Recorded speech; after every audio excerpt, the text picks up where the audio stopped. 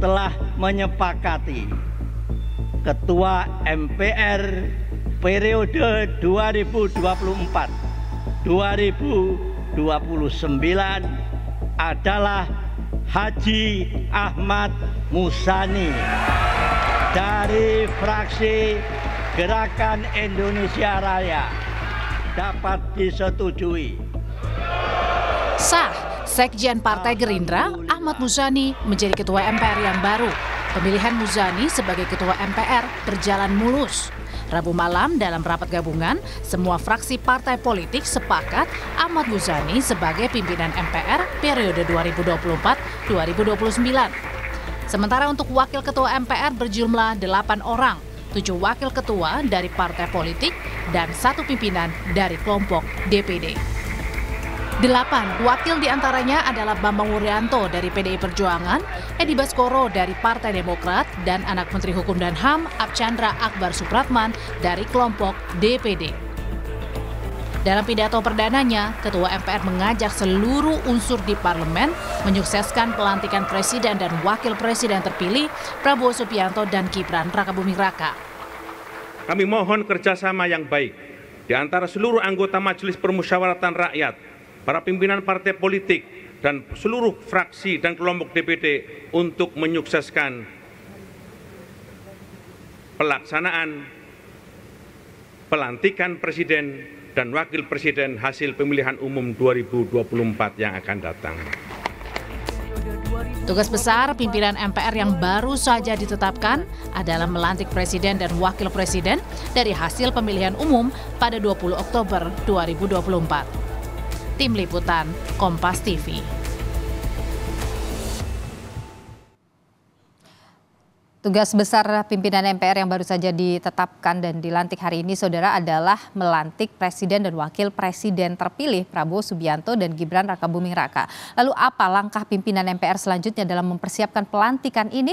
Kita tanyakan langsung ke jurnalis Kompas TV, ada Dian Silitonga di gedung DPR RI. Dian, selamat petang.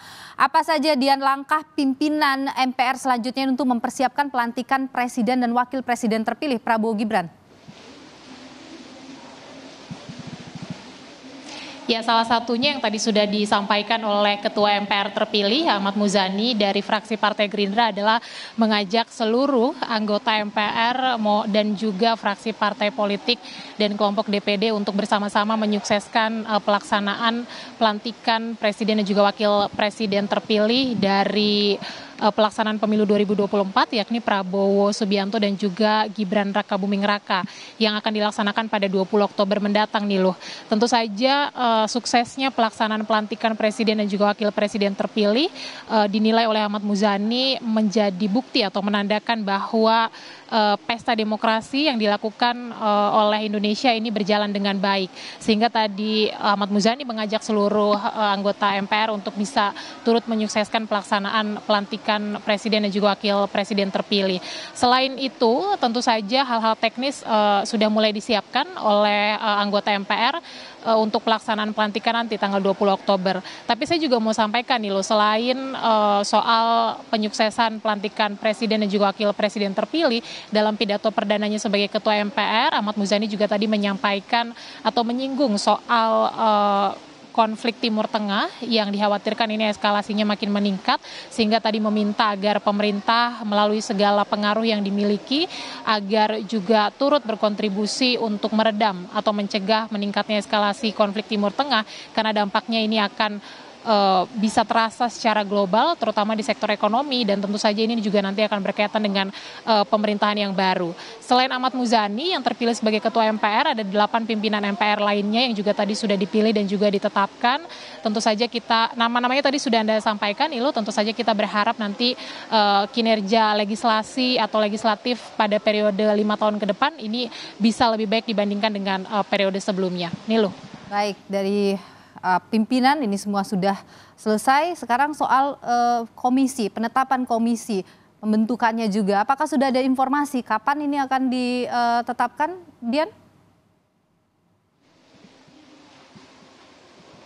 Ya, informasi yang kami terima ini sudah firm, Niluh, atau sudah makin terang bahwa jumlah komisi di DPR pada periode ini akan bertambah. Kalau sebelumnya hanya ada 11 komisi, periode 5 tahun ke depan ini akan ada 13 komisi. Hal ini disampaikan oleh Ketua DPP PDI Perjuangan Said Abdullah yang mengatakan bahwa ya seluruh anggota DPR saat ini sudah firm kalau nanti jumlah komisi atau alat kelengkapan dewan akan berjumlah 13. Nah, penambahan komisi ini tentu saja menyesuaikan nomenklatur kementerian lembaga pemerintahan Prabowo Gibran yang kita tahu bersama bahwa akan ada jumlah signifikan kementerian lembaga menjadi 40-an kementerian lembaga, dan tentu saja jumlah komisi juga harus menyesuaikan untuk mengefektifkan kinerja legislasi.